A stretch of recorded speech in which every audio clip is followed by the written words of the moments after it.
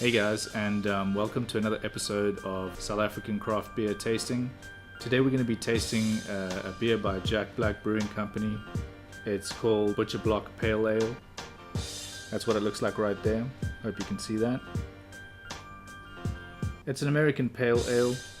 It says it's basically dedicated to craftsmen like butchers and things like that, and hence the name. It has Cascade hops in it, and in that it strikes a balance between malt sweetness and hop bitterness, and I find that quite interesting. And it's a nice description. They also include IBUs. It says 35 IBUs, original gravity they've got in here, which I really like this packaging. I wish more guys would actually start adding some more details on the back of their bottles. It's really quite nice. Alright, look at that. That's a lovely looking beer.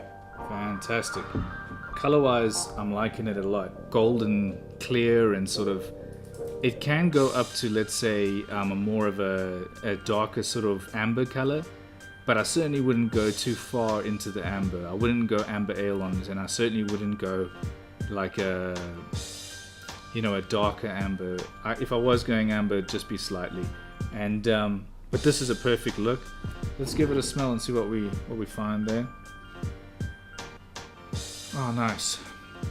Straight away what I'm getting on the nose is like a doughy, bready, definitely like this nice, sort of dough when it's been, raising a little bit.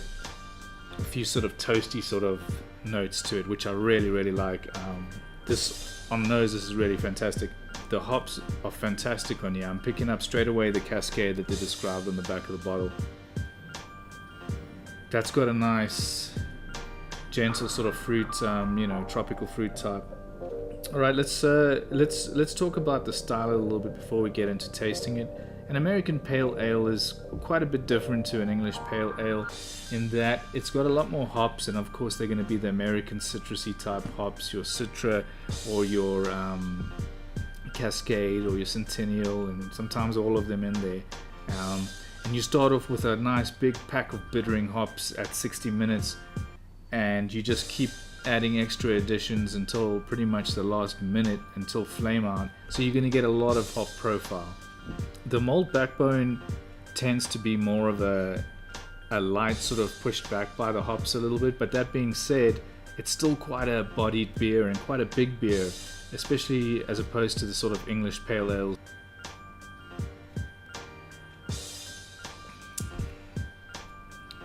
I'm gonna have to. That's very nice. Okay, that's tasty as heck. They say 34, 35 IBUs, they say. And I can taste that. That's pretty good. It's not an extremely high amount. It's a medium, which you sort of expect medium high in a beer like this. But I'd say it's got a nice immediate bitter that hits you.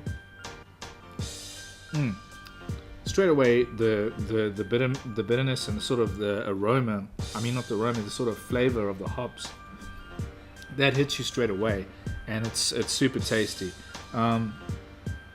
What you get afterwards is a slight bready aftertaste. So you're getting the hops, the bitterness first, and then you're getting the malt a little bit. There's a nice sort of dryness too. It's a nice dry beer. It's almost hard to pick up at all that there's caramel or sweetness in there to me. And for that matter, I really like it. I don't like too much sweetness in beers in general, unless it's obviously specific to a style. Like, for example, in English beer, I love a lot of caramel in English beers, but I don't really expect them too much in the American pale ale. And I like that. I like that dryness, and I'm picking that up here. And like the bottle says, there's a balance. I'd agree with that. There's definitely a balance. It's got a really nice sort of development of flavor. The aroma that sort of comes, that you sort of smell as you take it in. And then, of course, the sort of bready, dry aftertaste. I really like that. That's a good beer. This has been a good tasting for me. Sometimes you get beers you're not too thrilled about, but this one has been fantastic. In terms of just look, As you can tell there, it's got some decent lacing. The bubbles are nice and small and packed tightly. I really like that. Alright guys, I realized that I hadn't given my rating for this Butcher Block Pale Ale, and I was enjoying the beer and I was drinking it, just thinking how good it was, and I realized I actually hadn't given my rating. So just to cut this in quickly, I'd give this a strong 4 out of 5. I might even go so far as to give it a little bit higher, maybe a 4.5, but I'd say a 4 is a confident 4.